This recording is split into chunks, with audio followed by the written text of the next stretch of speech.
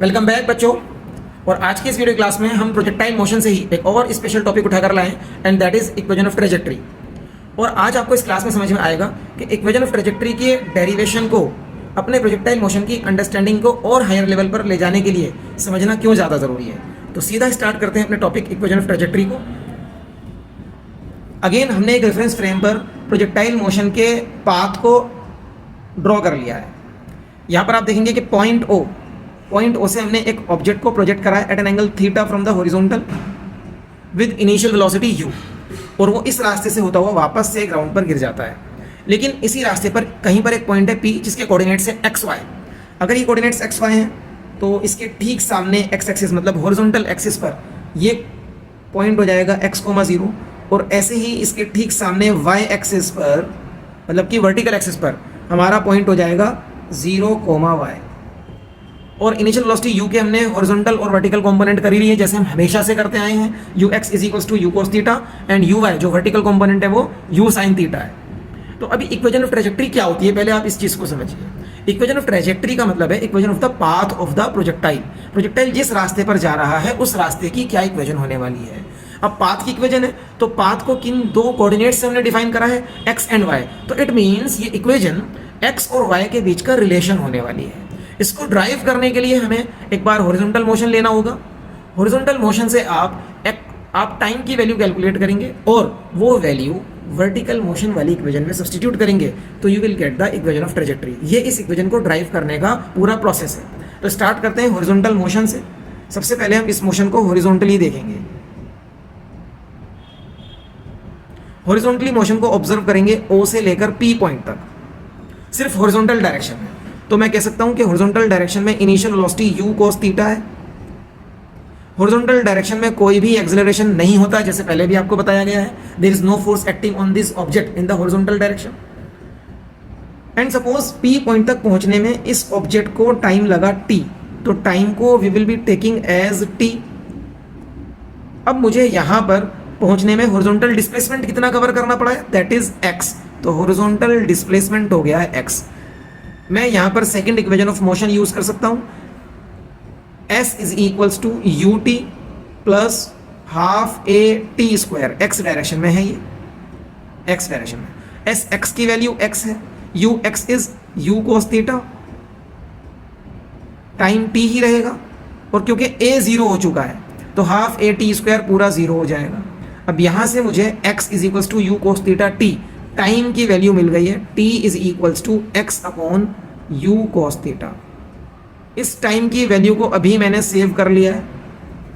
Now I will move towards solving the vertical motion. अब मैं vertical motion की तरफ जाऊंगा। इसी मोशन को वर्टिकली चेक करेंगे, ऑब्जर्व करेंगे O से P तक। जब ये ऑब्जेक्ट O से P तक गया, लेकिन हम सिर्फ इसको वर्टिकली देखेंगे, मतलब वो इस पॉइंट तक आया है, तो हम कह सकते हैं कि इसका इनिशियल वेलोसिटी का कंपोनेंट वर्टिकल डायरेक्शन में u sin थीटा है, और एक्सेलरेशन इस डायरेक्शन में हमेशा से एक्सेलरेशन ड्यू टू ग्रेविटी होता है, वर्टिकली डाउनवर्ड है क्योंकि, तो मैं इसको लिखूंगा -g। टाइम अगेन यहाँ पर टाइम t रहेगा, t टाइम उसको लगा O से P तक जाने में, और इस डायरेक्शन में कंप्लीट होने वाला उसका डिस्प्लेसमेंट y है क्योंकि पॉइंट है x, y, तो y आप उसका वर्टिकल डिस्प्लेसमेंट हो गया है। Again we can use the second equation of motion, s is equals to ut plus half a t square in the y direction. sy is y, uy is u sin theta, t plus half, क्योंकि ay minus g है तो मेरी equation में यहाँ पर minus ही आ जाएगा, minus half g t square. अब मुझे क्या करना है, अब मुझे ये t की वैल्यू उठाकर इस इक्वेशन में लगा देनी है, दोनों जगह पर t की वैल्यू। तो मैं इक्वेशन में t की वैल्यू जैसे ही लगाता हूं, I get y is equals to u sin theta, t के प्लेस पर मुझे लिखना है x upon u cos theta, minus half g t square मतलब x upon u cos theta का होल स्क्वायर। अभी देखिए आप यहाँ पर u से u कैंसिल हो जाएगा और साइन अपॉन कोस हो जाएगा tan। तो इसको मैं लिखता हूँ इक्वेशन को now, y is equals to x tan theta minus half g x square, इसका होल स्क्वायर खोल देते हैं, x square upon u square cos square theta. This is the equation of trajectory. अभी इस इक्वेशन को हमें समझना कैसे वो चेक कर लेते हैं, लेकिन this is equation of trajectory. इसी को इक्वेशन ऑफ ट्रेजेक्ट्री कहा जाता है, मतलब equation of the path of the object in projectile motion. अब ध्यान से अगर आप देखोगे यहाँ पर y is proportional to x square है, मतलब x की सबसे बड़ी पावर कौन सी है इस इक्वेशन में, दैट इज एक्स स्क्वायर। तो इससे हम क्या रिजल्ट निकाल सकते हैं, देखिए मैं लिखूंगा since y is proportional to x square. अब जितनी भी ऐसी इक्वेशंस होती हैं जिनमें y proportional to x square होता है, मैथमेटिकली वो एक कर्व होता है पैराबोला, पैराबोला को रिप्रेजेंट करती है। तो क्या हम यहाँ से कह सकते हैं क्योंकि y is proportional to x square तो path of the projectile is parabolic. Projectile motion जो भी ऑब्जेक्ट कर रहा है उसका पाथ कैसा होगा, पैराबोलिक होगा। तो since y is proportional to x square I can say that path of projectile motion is parabolic. Path of projectile motion parabolic यहां पर प्रूव हो जाता है। ओके अगर आपसे कोई क्वेश्चन कहता है कि prove that the path of the object in projectile motion is parabolic, तो आपको ये प्रूव कर देना है पूरी इक्वेशन ऑफ ट्रेजेक्ट्री को ड्राइव करने के बाद।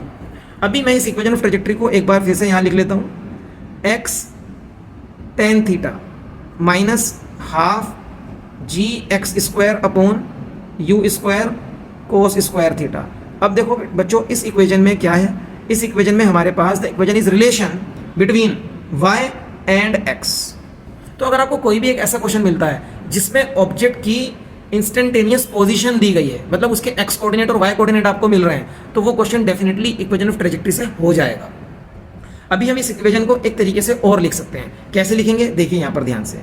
मैं इस इक्वेशन को लिखूंगा y is equals to x tan theta minus half g x square upon u square cos square theta को I am writing as cos theta into cos theta. और इससे अलग मैं इस इक्वेशन को साइन थीटा से मल्टीप्लाई डिवाइड कर रहा हूँ, सिर्फ इसका ये वाला टर्म, सिर्फ इसका सेकेंड टर्म, तो उससे इस इक्वेशन पर कोई भी इफेक्ट नहीं आएगा। अब डिवाइड और मल्टीप्लाई करने के बाद साइन थीटा से आप अगर ध्यान से देखोगे तो यहाँ पर क्या हो रहा है, यहाँ पर मेरे पास रेंज का फॉर्मूला बन रहा है। रेंज का फॉर्मूला होता है u square two sine theta cos theta upon g. Denominator की साइड से देखोगे तो it is the formula for range. और साथ में एक चीज और है मेरे पास यहाँ पर, और वो है sine theta upon cos theta, इसको मैं टेन थीटा लिख सकता हूँ। तो इन सब चीजों को लिखने के बाद देखते हैं ये इक्वेशन कैसी हो जाएगी। एक्स टेन थीटा, यहाँ कोई चेंज नहीं है, माइनस, अब देखिए ध्यान से, जो ब्लैक में है सारा वो रेंज हो चुका है नीचे, और ऊपर बचा एक्स स्क्वायर, और ये वाला जो बॉक्स में रेड बॉक्स में मैंने करा है साइन अपॉन कोस, इसको मैं लिख दूंगा टेन थीटा। तो मैं इक्वेशन को लिख सकता हूँ x square tan theta upon बाकी जो बचा है वो क्या है, रेंज। यहाँ से एक्स टेन थीटा दोनों टर्म से कॉमन अगर ले लिया जाए तो ये इक्वेशन इस तरह से भी लिखी जा सकती है। यहाँ पर बचा one minus x upon R. This is also another form for equation of trajectory, इसको भी आप याद रखिएगा। ओके सो अभी इस वीडियो लेक्चर को पूरा करने से पहले मेरे पास आपके लिए क्वेश्चन भी है, तो उस क्वेश्चन को देख लीजिए।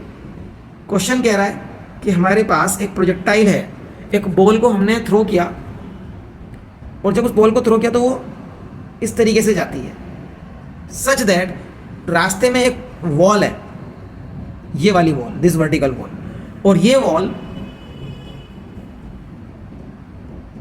पॉइंट ऑफ थ्रो से 4 मीटर की दूरी पर है, और इस वॉल की हाइट भी 4 मीटर है।